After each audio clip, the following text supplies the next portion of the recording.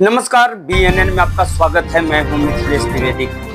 आज हम जो आपको खबर दिखाने जा रहे हैं वह सिर्फ खबर ही नहीं बल्कि सेवा के क्षेत्र में एक ऐसी हकीकत दास्तान है जिसे जो लोग जानते हैं वो तो समझ जाएंगे, लेकिन जो लोग नहीं जानते हैं आज जान जाएंगे कि सच्ची सेवा, जिनके हृदय में सच्ची सेवा का वास होता है, उनके डीएनए में भी सेवा की भावना इतिहास बनती है, मिसाल बन जाती है समूचे समाज के लिए। जी हाँ, आज की इस खास खबर में ये सिर्फ आप तस्वीरें ही नहीं देख रहे हैं बल्कि भदोही के जिलाधिकारी, सबसे युवा जिलाधिकारी शैलेश कुमार पहुंचे हैं इस कार्यक्रम में। और ये कार्यक्रम है टीबी रोगियों को पोषण पोटली वितरण का। पोषण पोटली वितरण कार्यक्रम आपके नजरिए से सामान्य हो सकता है, छोटा हो सकता है, लेकिन खबर इसलिए बड़ी है क्योंकि जिले के सबसे युवा जिलाधिकारी आज दो ऐसे युवाओं की हौसला अफजाई करने जंगीगंज स्थित आयुष्मान आरोग्य मंदिर में पहुंचे थे। जो युवा आज की तारीख में सेवा के क्षेत्र में इतिहास लिख रहे हैं, मिसाल बन रहे हैं। जी हां, हम बात कर रहे हैं जेपी हॉस्पिटल जंगीगंज के प्रबंध निदेशक डॉक्टर रत्नेश पांडे और सिस्को संस्था के अध्यक्ष आशुतोष तिवारी, आनंद तिवारी की। आपको बता दें, आशुतोष तिवारी सिस्को संस्था के अध्यक्ष हैं और वो लगातार समाज सेवा के क्षेत्र में कार्य कर रहे हैं। आपको ये भी आज जान लेना जरूरी है, doctor Ratnesh Pandey JP hospital के प्रबंध निदेशक के साथ साथ जनार्दन पांडे के पुत्र हैं और जनार्दन पांडे जेपी हॉस्पिटल के संस्थापक हैं। कहानी रोचक है क्योंकि जेपी हॉस्पिटल के संस्थापक जनार्दन पांडे से जुड़ी ये खास खबर इसलिए भी खास है कि आज जिन दो युवाओं का हौसला अफजाई करने जिले के आला अफसर जिलाधिकारी शैलेश कुमार स्वयं पहुंचे थे इस कार्यक्रम में, उन नींव की धुरी के केंद्र बिंदु थे जनार्दन पांडे, जेपी हॉस्पिटल के संस्थापक। जनार्दन पांडे इसलिए खास हैं कि इसी आयुष्मान मंदिर जंगीगंज में वर्षों तक फार्मासिस्ट के रूप में सेवा का दायित्व निभाने वाले, जिला अस्पताल में चीफ फार्मासिस्ट का दायित्व निभाने वाले जनार्दन पांडे सिर्फ एक कर्मचारी के तौर पे पूरी निष्ठा, ईमानदारी और प्रशासनिक अनुशासन में रहकर सेवा करके सिर्फ मिसाल ही स्थापित नहीं किया बल्कि समूचा जीवन समर्पित कर दिया।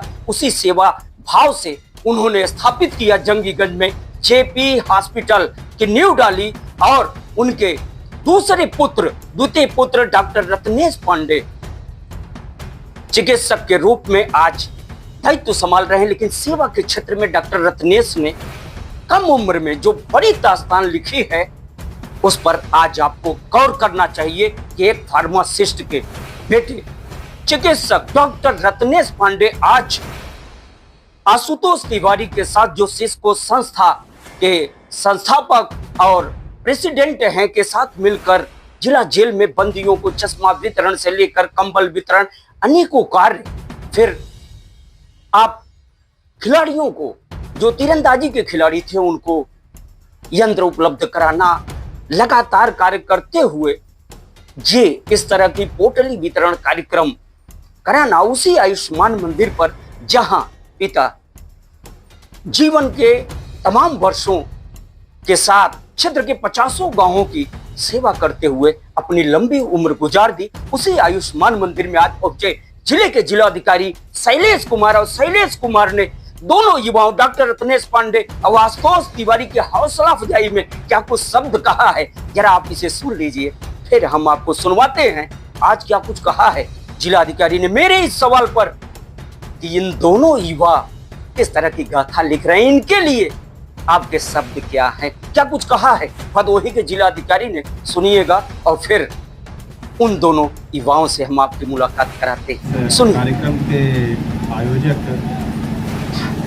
जेपी हॉस्पिटल के संचालक डॉक्टर रत्नेश पांडे जी, इसके अलावा इनके अभिन्न मित्र भी मैं कहूँगा, और साथ साथ जो है जो सिस्को समाजसेवी संस्था है उसके संचालक आशुतोष तिवारी जी, जेपी हॉस्पिटल के संस्थापक भी यहाँ पर मौजूद हैं, जनार्दन पांडे संस्था के प्रधान में रत्नेश पांडे जी और आशुतोष तिवारी जी। हमारे यहाँ कई प्रकार के लोग आते रहते हैं जिनको कुछ ना कुछ आवश्यकता रहती है, और हम लोग कभी कभी जो है अलग अलग NGOs के माध्यम से या जो समाजसेवी हैं उनसे अनुरोध करते हैं कि यदि कोई बच्चा है जो स्पोर्ट्स में आगे निकलना चाहता है, या कोई गरीब व्यक्ति है जिसका बच्चा आगे जाकर पढ़ना चाहता है, कई प्रकार के इस तरह के कार्य आते रहते हैं जो लोग हमारे यहाँ फरियाद लेके आते हैं।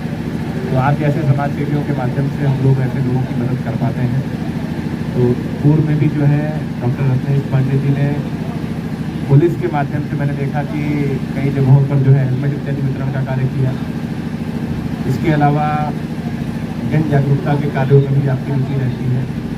और साथ ही अभी पिछली बार मेरे अनुरोध पर यहाँ पर एक बच्चों का समूह है जो कि तीरंदाजी की प्रैक्टिस करते हैं, लेकिन उनके पास तीरंदाजी का इक्विपमेंट नहीं था।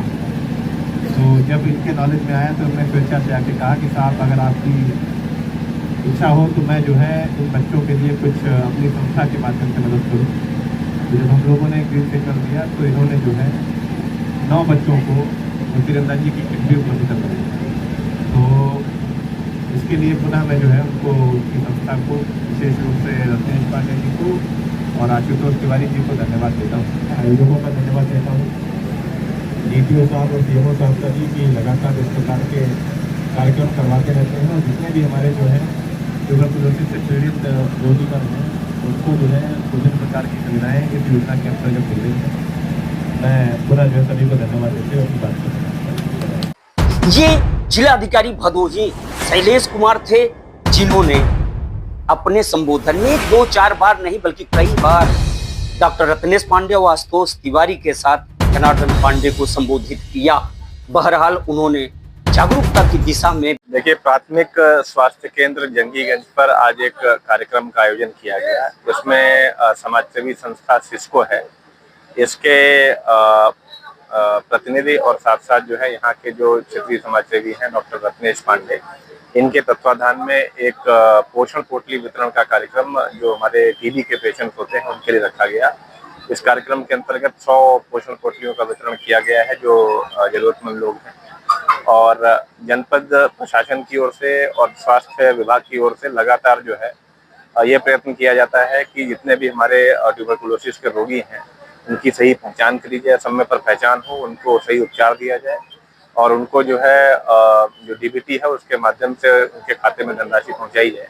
इसके अलावा जो है उनके पोषण पर भी उतना ही ध्यान रखा जाए और इसी के तहत हम लोग पोषण पोटली बनवा करके जिसमें विभिन्न प्रकार के घरेलू सामग्री होती हैं जो कि प्रोटीन रिच होती हैं, ये जो है जरूरतमंद लोगों को दी जाती हैं। इससे जो है उनको दवाओं के साथ साथ जो है रिकवरी में बहुत मदद मिलती है। तो इस तरह के कार्यक्रम हम लोगों ने पूर्व में भी कराए हैं, उसी की कड़ी में ये कार्यक्रम आज यहाँ किया गया है। जेपी हॉस्पिटल और सिस्को संस्थान लगातार कार्य कर रही है सरकार।